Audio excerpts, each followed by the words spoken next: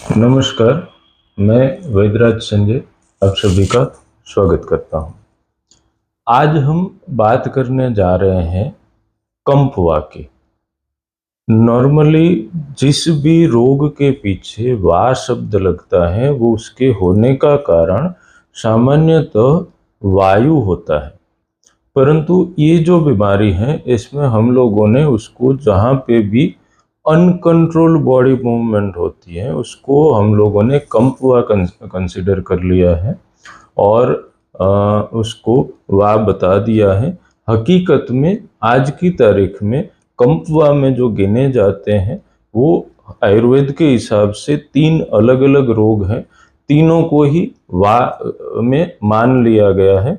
तो आज हम उसका पूरा विश्लेषण करेंगे, किस कारण से होता है, उसके क्या संभवित इलाज हो सकते हैं, ठीक हो सकता है, नहीं हो सकता है, ये सब आज के वीडियो में हम चर्चा करते हैं। तो सबसे पहले जब नाम ही कंपवा है तो वायु से होने वाले कंप की ही पहली बात करते हैं। तो जैसे वायु से कंपवा होता है तो उसमें हाथ में कंपन होता है, जैसे हाथ द्रुजता है, कुछ बर्तन पकड़ने या कोई चीज़ पकड़ने जाते हैं तो पकड़ना थोड़ा मुश्किल होता है, पानी का गिलास या चाय का कप पकड़ने जाते हैं तो वो छलक जाता है, सिर में मूवमेंट होती है, तो ये सामान्य लक्षण रहते हैं। पैर में थोड़ा सा बैलेंस गड़बड़ा जाता है।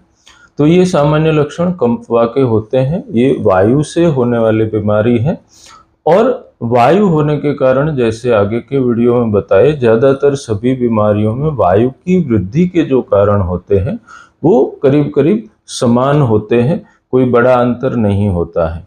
तो फिर भी आज एक बार फिर से उसकी चर्चा कर लेते हैं कि एक तो कड़वे खान पान लगातार करते रहने से, मतलब कड़वाहट जो है वो शरीर की चिकनाहट को कम करती है।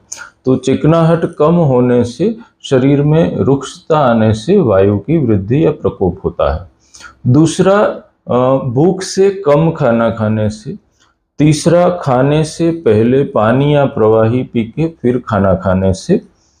क्षमता से ज़्यादा श्रम करने से, लगातार बोलते रहने से या बहुत तेज आवाज में बोलते रहने से, शरीर के वेग जैसे मल मूत्र भूख प्यास नींद इन सब को रोकने से वायु की वृद्धि होती है।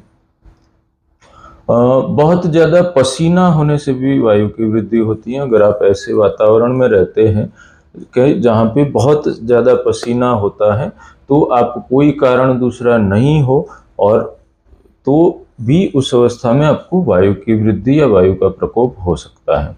तो ये सामान्य कारण। और हाँ, वायु जनित वायु कारक खान पान से, जैसे ज्वार है, बाजरा है, मक्का है, कठोर जो अपने बीन्स बोलेंगे उसमें मटर है, वाल है, तुअर है, तो ये सब जो द्रव्य वायु कारक हैं सब्जियों में, जैसे आलू है, फूल गोभी, पत्ता गोभी, तो ये सारे जो द्रव्य हैं ये वायुवर्धक या वायु कारक कहे गए हैं। तो इनके ज़्यादा सेवन करते रहने से भी वायु जनित बीमारियां हो सकती हैं। तो ये जो है ये कंपवा के कारण हुए। अब उसके लक्षण मैंने आपको बता दिए। तो ये जो है ये कष्ट साध्य बीमारी है, बहुत आसान नहीं है इसको ठीक करना। एकदम चुस्त परहेज के साथ सही चिकित्सा की जाए तो ये थोड़े लंबे समय में 6 महीने से 1 साल तक में ठीक हो सकती है। तो इसमें सबसे पहले तो जो कारण आपको बताए वो सारे के सारे बंद करने रहते हैं और उसके बाद वैद्यकीय मार्गदर्शन में आपको चिकित्सा करवानी रहती है, क्योंकि ये महाव्याधि है, बड़ी बीमारी है, तो इसकी चिकित्सा घरेलू उपचारों से करना संभव नहीं है। अब हम दूसरी जो है बीमारी जिसे हम कंपवा में गिन लेते हैं, परंतु हकीकत में आयुर्वेद के परिभाषा में वो कंपवा नहीं है, मगर उसमें भी शरीर में कंपन होता है, अनकंट्रोल्ड बॉडी मूवमेंट होती है। सिम्टम्स जो अपने बोल रहे हैं तो काफ़ी हद तक कंपवा से मिलते हैं, परंतु उसमें कुछ टेक्निकली डिफरेंस होते हैं। तो सबसे पहले तो उसके दोष की बात करें तो पित्त जनित भी होते हैं और कफ जनित भी होते हैं। तो पहले अपने पित्त जनित की बात करें तो उसमें सबसे पहले अग्नि, जठराग्नि यानी कि भूख विकृत होती है। भूख बहुत ज़्यादा बढ़ जाती है, सहन नहीं हो उतनी बढ़ जाती है। आपका आहार का प्रमाण कितना है ये महत्व नहीं रखता है, परंतु आप भूख को सहन कर पाते हैं या नहीं कर पाते हैं, इसको आधार पे भूख आपकी वो सम है या विषम है ये नक्की किया जाता है। अगर आपको भूख लगती है उसके बाद 1-1.5 घंटा 2 घंटा तक आप खाना नहीं खाते हैं तो आपको बेचैनी होती है, पसीना होने लगता है, वीकनेस लगती है, गुस्सा आने लगता है, एसिडिटी होने लगती है, तो ये आपकी विकृत भूख के लक्षण हैं। और अगर आप 1-1.5 घंटा नहीं खाए उसके बाद भी आपका मन शांत रहता है, आपको कोई कमजोरी या थकान का अनुभव नहीं होता, गुस्सा नहीं आता, आपका स्वभाव में, आपके शरीर में कोई परिवर्तन नहीं आता है, तो आपकी भूख जो है वो सम है। तो ये जो तीक्ष्ण अग्नि आयुर्वेद में इसको बोला गया है कि भूख जो है वो बढ़ जाती है। आप खाना खाते हैं तो खाना खाने के बाद सामान्य रूप से 4 से 6 घंटे बाद दोबारा भूख लगनी चाहिए। आपको हर 2-3 घंटे में भूख लग जाती है या खाना खा के उठते हैं तुरंत आपको ऐसा अनुभव होता है कि यार पेट भर के खाया नहीं, अभी थोड़ी भूख और बाकी रह गई है। तो अगर ऐसा अनुभव आपको हो रहा है तो वो आपकी विकृत भूख है। और ये विकृत भूख जब बढ़ती है तब आगे धातुओं को वो नुकसान करती है और उसमें से जो है कंपन पैदा होता है। तो ये जो कंपन होता है इसमें आप ध्यान देंगे तो जो रोगी हैं उनको जब भूख लगती है तब उनका ये कंपन जो है विशेष रूप से बढ़ जाएगा। उनको जब गुस्सा आएगा तब ये विशेष रूप से बढ़ जाएगा। भूख शांत होने पे ये काफी हद तक शांत भी हो जाएगा और ज्यादा श्रम करने से, ज्यादा क्रोध करने से ये बढ़ जाता है। दूसरा, इसको जब कोई आधार मिलता है, जैसे आप किसी वस्तु के ऊपर आपका कांपता हुआ हाथ रख देते हैं तो थोड़ा कंपन कम हो जाता है। उसको अद्दर हवा में रखेंगे तो ऐसे पूरा हिलता रहता है जो आपका जो पार्ट में, ऐसा जरूरी नहीं कि खाली हाथ में ही कंपन होता है, मगर शरीर के जिस भी भाग में कंपन होता है वो भाग को आधार मिलता है तो थोड़ा सा कंपन कम होता है, बिल्कुल बंद नहीं होता मगर थोड़ा कम होता है।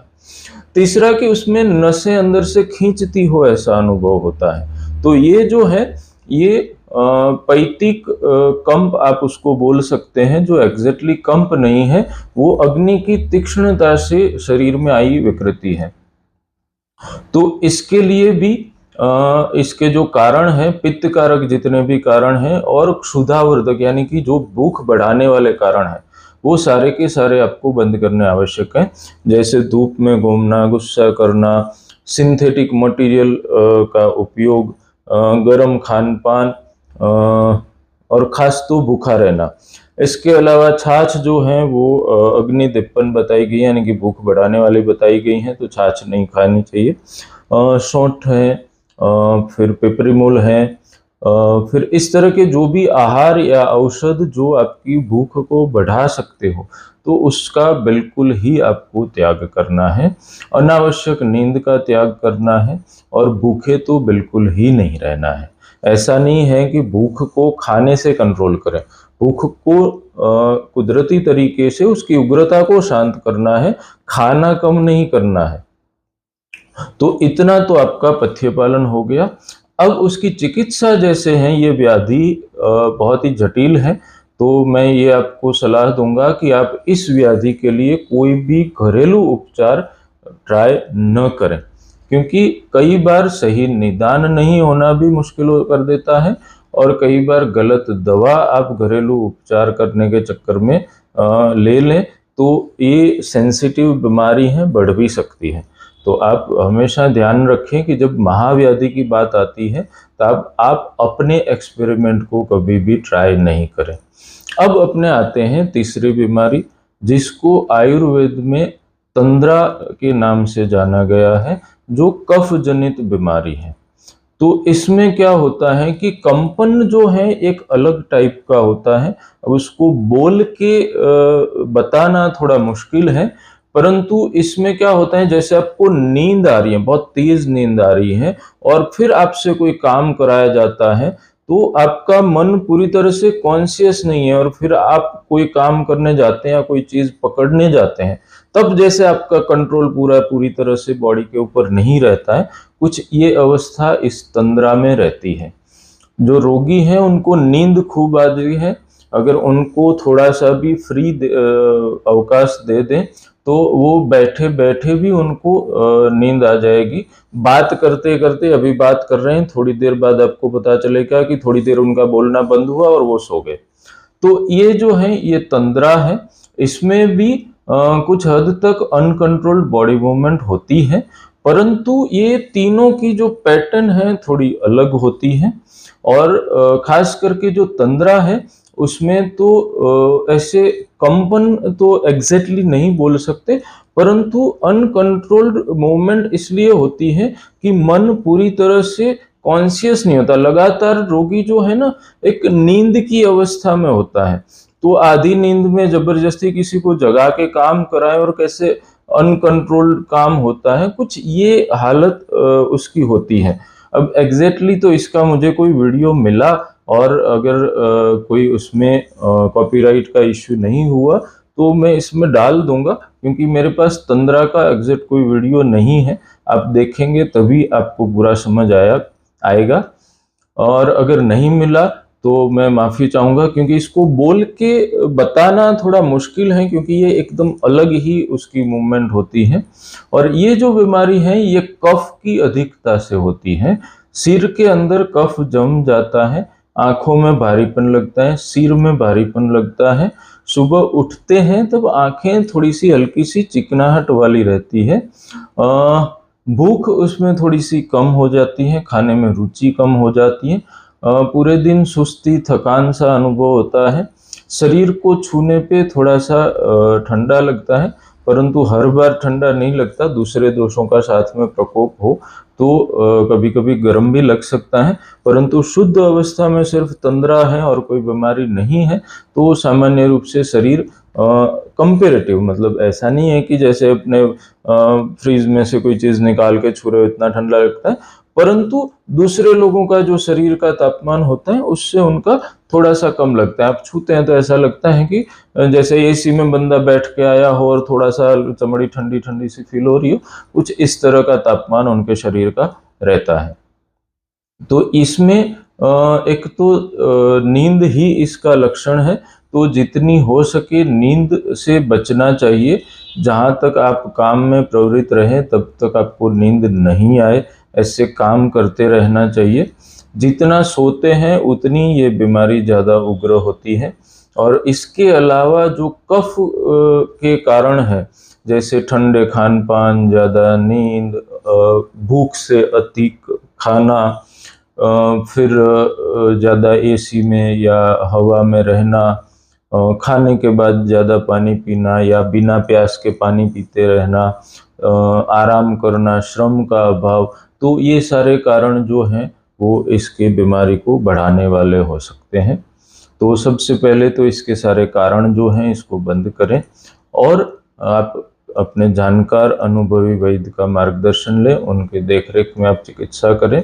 तो ये तीनों ही बीमारी जो है ये पूर्णतया असाध्य तो आयुर्वेद में नहीं बताई है, परंतु ये कष्ट साध्य अवश्य है, बहुत आसान नहीं है इसको ठीक करना। तो जितना वैद्य का जो इसमें रोल होता है उससे अधिक रोल एक समझदार रोगी का होता है। रोगी जितना सहकार देता है उतने उनके ठीक होने की संभावना बढ़ जाती है, और अगर बिना रोगी के सहकार के, बिना पथ्य पालन के ये बीमारियों को कंट्रोल करना भी मुश्किल है, ठीक करना तो उससे और ज़्यादा कठिन है। और अगर सही से पथ्य पालन के साथ सही मार्गदर्शन और सही औषधियों से चिकित्सा की जाए तो ये नहीं ठीक हो, ऐसा भी इसमें नहीं है। तो आशा करता हूँ आपको आज का वीडियो पसंद आया होगा, आपको इच्छित जानकारी इसमें मिली होगी। आगे आप किस विषय के बारे में जानना चाहते हैं हमें बताइए, कोशिश करेंगे कि आपकी जो जानकारी आपको चाहिए वो मैं उपलब्ध कराऊं। मिलते हैं अगले वीडियो में। स्वस्थ रहें, निरोगी रहें। धन्यवाद।